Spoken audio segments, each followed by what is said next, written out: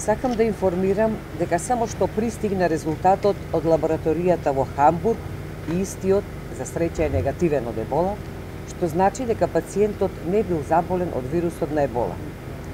Веднаш се известени британската амбасада, Светската здравствена организација согласно меѓународниот здравствен правилник и во исто време е донесена одлука за прекин на карантин и во хотелот и на клиниката за инфективни болести, што значи дека сите лица што беа во карантин може слободно да ги напуштат објектите. Веднаш се започнати сите процедури за подготовка на аутопсија на телото на починатото лице со цел докажување на причината на смртта. Ова е многу значајно затоа што пациентот е починат за многу краток период откако е хоспитализиран, а истото представува и законска обврска. Како што повеќе пати посочивме, иако како што одминуваше времето, се повеќе бевме убедени дека не станува збор за ебола, во секој случај бевме обврзани да постапуваме по сите светски протоколи кои се однесуваат на ова сериозно опасно инфективно заболување. Секој друг начин на постапување во ваква ситуација е многу опасна импровизација која што не сме да си ја дозволи ниту еден здравствен систем во светот.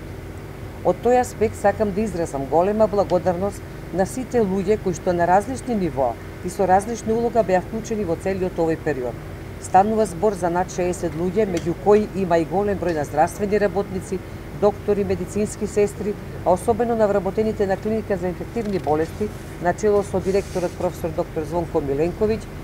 како и помошен медицински персонал, епидемиолози, вработени во Министерството за здравство, Институтот за јавно здравје, Државниот санитарен и здравствен инспекторат, Центарот за јавно здравје Скопје, итна медицинска помош при Здравствен дом Скопје, Институтот за патологија, како и Министерството за внатрешни работи и припадниците на полицијата, кои беа за цело време на висина на својата задача. Особено сакаме да изразиме благодарност и почитување до сите лица кои што беа во карантинот, како и до персоналот и сопственикот на хотелот, за нивното безпоговорно придржување до сите наредби, насоки и препораки кои ги добива од страна на здравствените власти во овој период. Само вака заеднички можевме да дојдеме до една успешна изведена активност, која што сигурно ќе продолжиме во иднина ако имаме сомнителни случаи. Сакам да нагласам дека во клиниката за инфективни болести пациентот беше третиран вкупно некаде околу 45 минути, дека итно е реагирано при неговиот прием и превземени се сите соодветни мерки согласно клиничката презентација на истото. Се работи за време кое е релативно кратко, па со оглед на покажаните симптоми и клиничка слика кои може да упатуваат на ебола, значи во прилог на ваква состојба, пациентот бе со нарушена состојба на свест, со септичен шок, со акутни повраќања, знаци на внатрешни крварења, особено во ситуација на позитивна епидемиолошка анкета, позитивен епидемиолошки навод, во тој момент преземани се сите мерки согласно медицинските протоколи. Врз основа на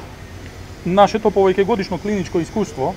и работа во терцијарна установа која се занимава исклучиво со акутна инфективна патологија, со оглед на спомнатите симптоми, институцијата демонстрираше висок степен на подготвеност за соочување со вакви ризични случаи, имајќи предвид дека соочувањето со ебола е предизвик кој зазема глобални размери. Благодарам.